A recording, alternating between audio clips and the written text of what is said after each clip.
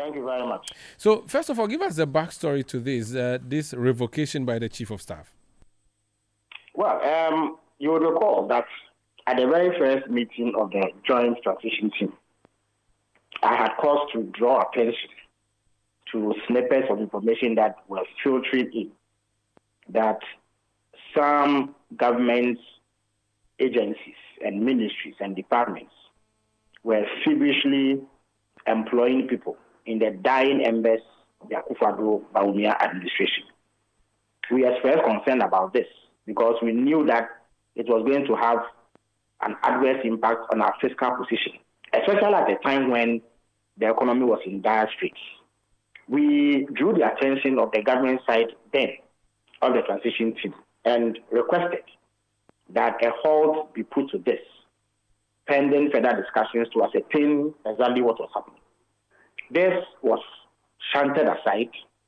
They told us that they had the power to do so and they were not going to stop. We made further efforts to put a halt to this, pending some resolution. They still refused. So you recall that on 17 December 2024, I had cause to issue a statement on behalf of the NDC side of the transition team, in which I conveyed the position of the team and the then president-elect, that seeing as the NPP had dug in and were unprepared to put a halt to this, we would have no option than to revoke all such appointments when we come to power. Having come to power, we have looked into the matter and found that due process was bypassed in the appointments that were made. There were some who didn't put in any application at all. Others did not go through interviews. Some who should have gone through medical examination didn't go through. And in some cases, the appointment letters were backdated, except that when you look into the payroll, you will not find that they have received any salary at all since they were employed. Now, these mark of irregularity, and to that extent, we deem them unlawful and illegal. And as a government, we cannot afford a situation where people are illegally, recruited into the public and civil service without recourse to due process. And so, pursuant to the position that we put out on 17 December 2024, the Chief of Staff has written to all these agencies and directed that all such appointments be revoked pending further directives. Okay, just clarify the illegality bit for me and the unlawful part. Which law is being breached in these appointments? Bad faith was demonstrated by the NPP. This the governor had been in power for 8 years. They had every opportunity to employ any number of people. Yet, when they lost power and they had barely 3 to 2 weeks to leave office, they decided that that was the time that they were going to pack the public and civil service with people that we suspect strongly were MPP supporters and sympathizers. Not that there's anything wrong with their political coloration, but the circumstances under which they were employed were highly irregular. And I've encountered some of them. We have instances where people received backdated letters. They were employed on a particular day, but the records were falsified to make it seem that they were employed much longer before the period. There were some who didn't even put in an application letter. Umar, I know that before Citi employed you, you had to go through a certain process. Among others, you submitted an application letter expressing interest in working with the organization. I'm sure that upon receipt of the letter, you were taken through some interview to assess your capacity to perform in the role that you were seeking to occupy. And then after that, you were taken through other processes, culminating in the issuance of a letter employing you, starting from a particular date.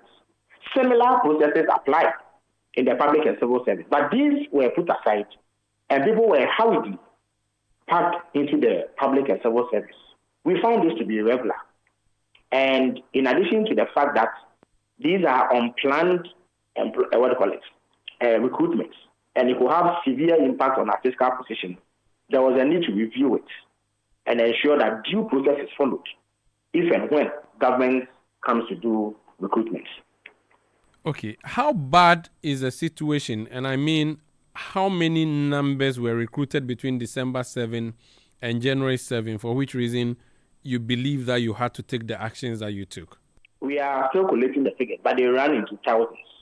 And as we warned during the transition period, we were always going to take action to ensure that this sort of thing does not recur.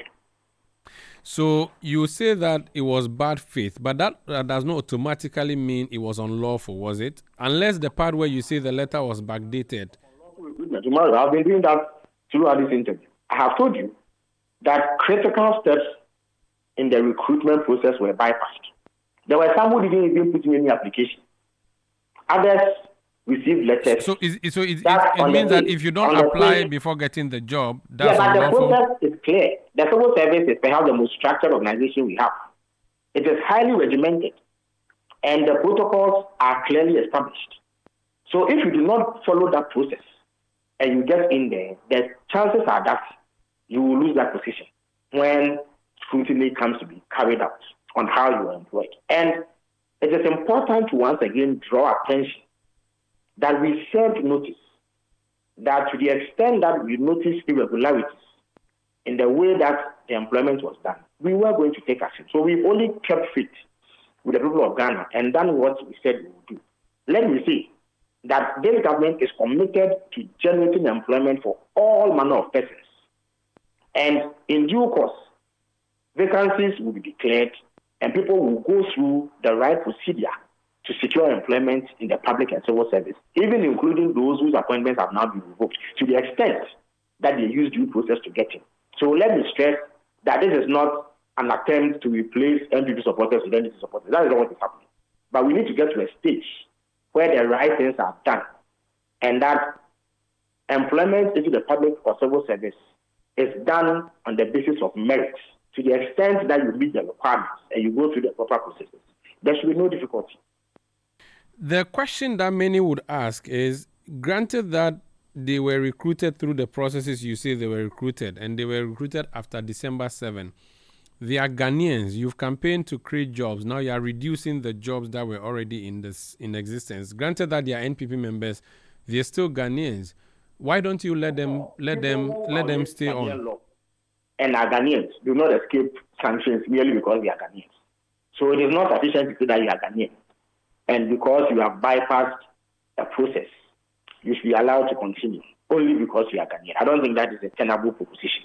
The point is that people knew they were doing wrong. Notice was said that that wrong would be righted, and they still went ahead to do it. We cautioned that this was going to happen.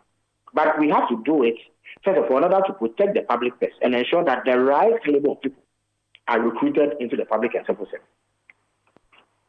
You say that it was unlawful and illegal. Does it mean that after their names are removed, there will be legal action taken, perhaps by the Attorney General? Well, those who did the recruitment may have instances where they are investigated. But I don't think that we are going to go after anybody who was a beneficiary of the recruitment. We will not go that far. The most important thing is that we have reversed what was clearly an irregularity. And I must stress that even those people are not excluded from future employment opportunities insofar as they go through due process. What about those who decide to go to court and take the government on to say that their appointments were unfairly revoked simply because they belong to another party? How will you deal with that? Well, of course, we cannot stand in the way of anybody who wants to challenge this. We believe that we've done the right thing and that the law is on our side. Finally, I noticed that at the SNIT, the Director General and his two deputies have had their contracts terminated. Is it under similar fashion or that operates differently than this one?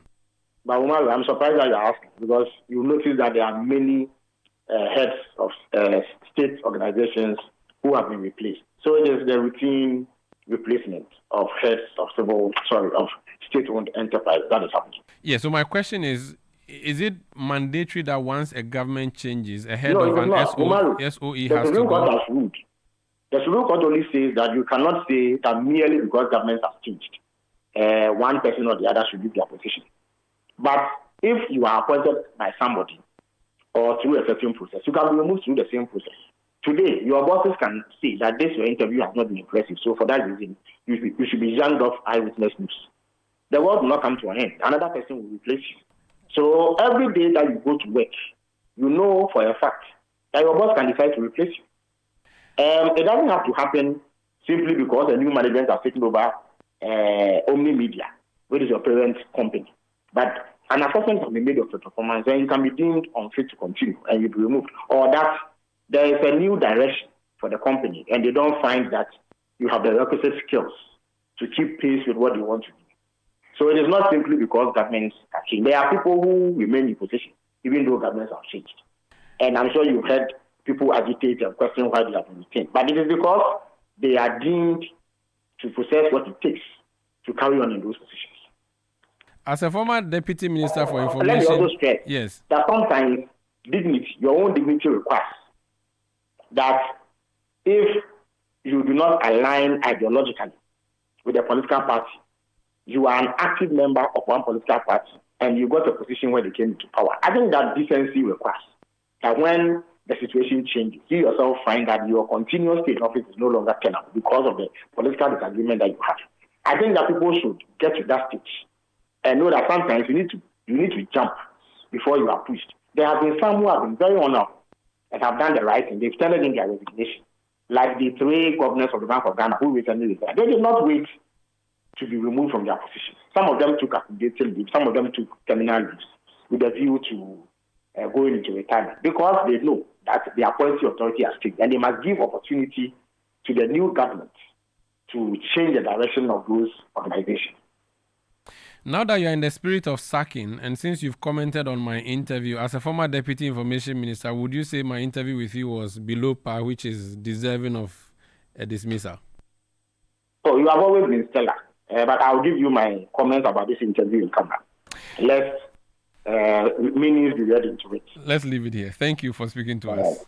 Thank you very much. That's Felix Kwakye Ofosu. He's a member of parliament for Abura Sebu Kwamankesi. He's a Minister of State in charge of government communications at the Jubilee House. This is Eyewitness News.